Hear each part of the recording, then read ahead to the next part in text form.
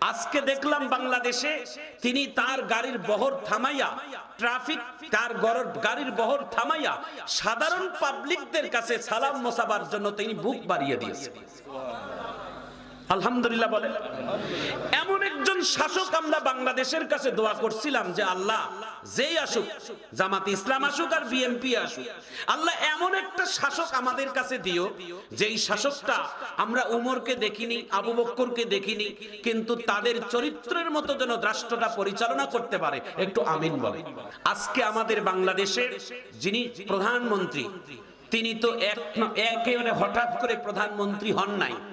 বাংলাদেশের তার বাবা হলেন এদেশের রাষ্ট্রপতি শহীদ জিয়াউর রহমান এবং তার মা হচ্ছেন বাংলাদেশের তিনবারের সাবেক প্রধানমন্ত্রী যার নাম বেগম খালেদা জিয়া।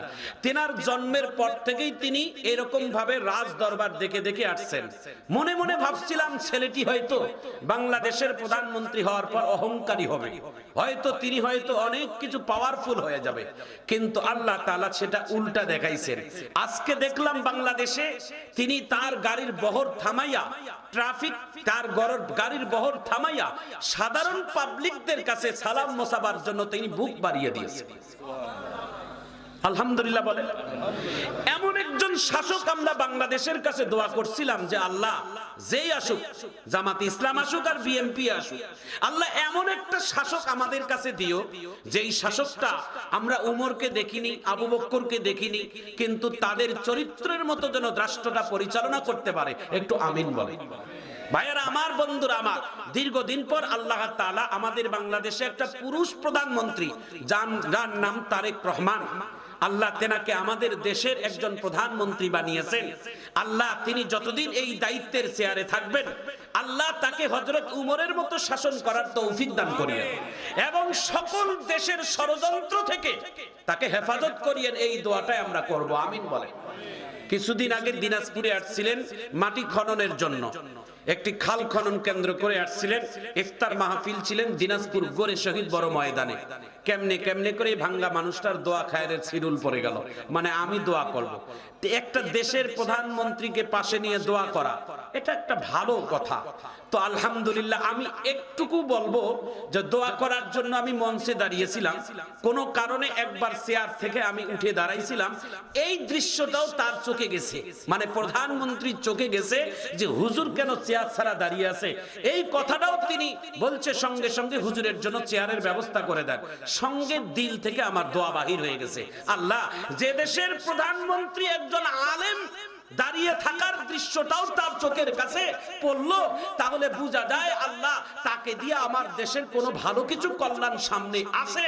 আল্লাহ যেন কবুল করেন। আমিন বলেন। যার নাম ফেরাউন, 500 বছর রাজত্ব করেছে, জীবনে একটা ট্যাবলেট খায় নাই, জীবনে একটা হাসিও আসে নাই, জীবনে একটা কোনোদিন জ্বর আসে নাই, একদিনও পাতলা পায়খানা হয় নাই। ফেরাউনের এতদিন রাজত্ব করেছে, জীবনে তার কোনোদিন রোগ বালাই হয় নাই। তার কারণ যারা দুনিয়া চায় তাদের জন্য আল্লাহ দুনিয়ায় দিয়ে দেয়, পরকালের জন্য তাদের চিরস্থায়ী জাহান্নামের আগুন নির্ধারণ করা হয়। মান কানা ইউরিদুল আজিলাতা আজ্জালনা লাহু ফিহা মা নাশাউ লিমান নুরিদু সুম্মা জাআলনা লাহু জাহান্নাম ইয়াসলাহা মাজমুমান মাদহুরা। আল্লাহু আকবার বলে। আমার ভাইজান, আমার বন্ধুগণ, অনেক মানুষ এইরকম মনে করে, অনেক পর্দার আড়ালের মা ও বোনেরা এইরকম মনে করে, এত নামাজ পড়ি, এত দান খয়রাত করি, এত সত্যের পথে চলি, তারপরও কেন আল্লাহ আমাদের প্রতি মুসিবত দেয়? কেন আল্লাহ আমাদের প্রতি এত অভাব? কেন আল্লাহ আমাদের প্রতি এত কঠিন পরীক্ষা দেয়? এটা অনেক সময় মন্তব্য করে ফেলি। না না না, আল্লাহ যাকে জান্নাত দিবে, আল্লাহ যাকে সম্মান বাড়াবে, তাদেরকেই তো আল্লাহ মুসিবত দিবে। এই জোরে বলুন ঠিক কিনা? মুমিনদেরকেই তো আল্লাহ তাআলা পরীক্ষা করবে। যারা মুমিন, যারা সফল মুমিন, তাদেরকেই আল্লাহ তাআলা পরীক্ষা করবে। মুমিনদের পরীক্ষা তো আল্লাহ তাআলার এটা ওয়াদা। সুবহানাল্লাহ, একটু জোরে কর সুবহানাল্লাহ। আমার ভাইজান, আমার বন্ধুগণ, দিলটা নরম করে দেন, কথাটা বলে দেই। এক ফোঁটা চোখের পানি আসার মতো কথা। আল্লাহর নবীর এত শান আর মান, এত আল্লাহ তাআলা যাকে আকাশচুম্বী জনপ্রিয়তা নবী বানিয়েছেন, সেই নবীর জীবনে কত অভাব, কত কষ্ট, কত নিপীড়ন, কত নির্যাতন।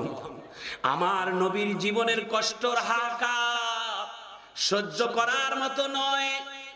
আমার নবীর জন্য আল্লাহ দুনিয়া বানাইলেন, আমার নবীর জন্য 18,000 মাখলুকাত।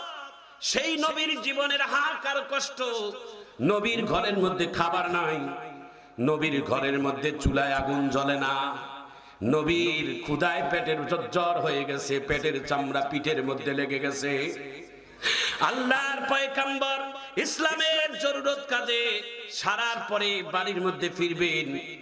নবী ক্ষুধার্ত নবী বিবির কাছে এসে লজ্জায় বলতে পারে না, এমন একজন বিবি আল্লাহ মিলাইছেন। নবীর প্রথম বিবির নাম হচ্ছেন হযরতে খাদিজা রাদিয়াল্লাহু তাআলা আন। খাদিজা ছিলেন নবীর অন্যতম প্রথম বিবি, যেই খাদিজাকে কোনোদিন আমার নবী ভুলে যায় নাই। নবী এত ভালোবাসতেন, যতগুলো বিবি ছিলেন সব থেকে বিবি খাদিজাকে আলাদাভাবে নবী বেশি ভালোবাসতেন। কারণ যত বিবি ছিলেন সমস্ত বিবির এক এক রকমের গুণ, আর খাদিজার গুণ ছিল আর এক রকমের গুণ। নবীর যখন পাশে কেউ ছিল না মক্কা মদিনায়, নবীর চতুর্দিকে যখন দুশমন দিয়ে ভরা, নবীর যখন অভাব, সেই সময় দুশমনের মোকাবেলার জন্য খাদিজার শক্তি বড়ই প্রয়োজন ছিল। কারণ খাদিজাও ছিলেন একজন কুরাইশ বংশের একজন অনেক সম্ভ্রান্ত পরিবারের একটা কন্যা এবং কোটিপতি একজন মহিলা। ক্ষমতাও যেমন, টাকাও তেমন, সৌন্দর্যও তেমন, সবকিছুই গুণে গুণান্বিত। একটু চিৎকার দিয়ে জোরে বলা যায় না সুবহানাল্লাহ। খাদিজা ছিলেন দুইজন ইতিপূর্বে স্ত্রী, দুইজন স্বামীকে তালাক প্রাপ্ত। খাদিজা ছিলেন একজন তালাক প্রাপ্ত মহিলা। যেই সময় আল্লাহর নবী খাদিজাকে বিবাহ করেছেন, সেই সময় খাদিজার বয়স ছিলেন 40 আর আমার নবীর বয়স ছিলেন 25। আমার নবী হলেন ইনটেক আর খাদিজা হলেন অইনটেক। দুইজন স্বামীর ঘর সংসার করে তিনি এসেছেন। আমার নবী ডাক দিয়ে বলেন, এ খাদিজা, আমি তোমার ঋণ কোনোদিন পরিশোধ করতে পারবো না রে খাদিজা। কারণ অন্যান্য বিবিদের কাছে আমি নবী ঋণী না, আমি একজন স্ত্রীর কাছে আমি নবী ঋণী হয়ে থাকলাম। সেই বিবিটার নাম হচ্ছেন হযরতে খাদিজা রাদিয়াল্লাহু তাআলা আনহা। একটু চিৎকার দিয়ে জোরে বলা যায় না আল্লাহু আকবার। বিশ্ব নবী খাদিজার ইন্তেকালের পরে আল্লাহর নবী একা হয়ে গেলেন। আল্লাহর নবী ঘরের মধ্যে এসে চোখের পানি ছেড়ে ছেড়ে দিয়ে কাঁদেন। অনেক সময় গভীর রজনীতে ঘুম থেকে ভাঙার পরে আমার নবী পায়ের হাঁটুর মধ্যে মাথা লাগাই দিয়ে কান্দে, ফোপাই ফোপাই কান্দে। নবীর পাশের বিবি আরেকজন, যার নাম হযরতে আয়েশা সিদ্দিকা রাদিয়াল্লাহু তাআলা আনহা, অল্প বয়সের বিবি, ডাক দিয়ে বলে, স্বামী আমার, কার জন্য কান্দেন? বাবা আব্দুল মুত্তালিবের আব্দুল্লাহর কথা খেয়াল পড়ছে? কয় না। মা আমিনার কথা খেয়াল পড়ছেন? না। তাহলে আপনি কার জন্য কান্দেন? এত চোখের পানি অঝরে কেন আপনার চোখ থেকে পড়ে গো নবী? আল্লাহর নবী কথা বলতে পারে না, ঠোঁটগুলো কাঁপে। আল্লাহর নবী ডাক দিয়ে বলে, আয়েশা, আমার বিবি খাদিজার কথা খেয়াল পড়েছে। আমি খাদিজার কথা খেয়াল করলে নিজেকে কন্ট্রোল করতে পারি না। আমি খাদিজার জন্য স্মরণ করে কান্দি। আয়েশা সিদ্দিকার বয়স অল্প, মুখ ফসকে ডাক দিয়ে বলছেন, নবী গো, খাদিজার মধ্যে এমন কি ছিল যা আমাদের মধ্যে নাই? খাদিজাও নারী, আমরাও নারী। শুনেছি খাদিজা নাকি অর্ধবয়স্ক একজন মহিলা, আর আমরা অল্প বয়সের মেয়ে। যার খাদিজার মধ্যে এমন কি ছিল যা আমার মধ্যে নাই? আপনাকে খাদিজা কি এমন জাদু করেছে যে খাদিজাকে আপনি আজও ভুলতে পারেন না? বিশ্ব নবী এই কথা শোনার পরে এই হাত দিয়ে কোনোদিন স্ত্রীদের শরীরে আঘাত করে নাই। আমার নবী কোনোদিন স্ত্রীদের শরীরের মধ্যে একটা থাপ্পড় দেয় নাই। আমার নবী এই কাজটা কোনোদিন করে নাই। একটু চিৎকার দিয়ে জোরে বলা যায় না সুবহানাল্লাহ? যারা কথায় কথায় স্ত্রীকে প্রহার করেন, যারা কথায় কথায় স্ত্রীকে বাবার বাড়িতে পাঠান, যারা কথায় কথায় বাবা মার 14 গোষ্ঠীর নাম তুলে স্ত্রীর বাবা মাকে গালি দেন, আল্লাহর নবী তাদের ব্যাপারে কঠোরতা কথা বলেছেন, না না, স্ত্রী যদি তোমার অবাধ্য হয় তাহলে স্ত্রীর শাস্তি হচ্ছে তার ঘর থেকে আলাদা করে দাও, বিছনা থেকে আলাদা করে দাও। শাস্তিরও একটা নিয়ম আছে, এমন সাজা দিও না যাতে স্ত্রীর শরীরের মধ্যে কোনো দাগ লেগে যায়, কোনো আঘাত লেগে যায়। কারণ কোন বান্দার শরীরে কারো আঘাতে যদি দাগ লেগে যায়, কাটার দাগ যদি লেগে যায়, তাহলে আল্লাহ তাআলা কিয়ামতের দিন তাকে আইনের কাঠগড়ায় দাঁড় করাইয়া বলবে, আমার বান্দার শরীরে কেন দাগ বসাইছিস, এটার জবাব আবে দে। এই জন্য মানুষকে এমন কোন জায়গায় আঘাত করা যাবে না যেই আঘাতে মানুষের শরীরে দাগ লেগে যায়, এমন কোন আঘাত করা যাবে না। ইসলামে এটা নিষিদ্ধ ঘোষণা আছে। একটু চিৎকার দিয়ে জোরে বলা যায় না আল্লাহু আকবার।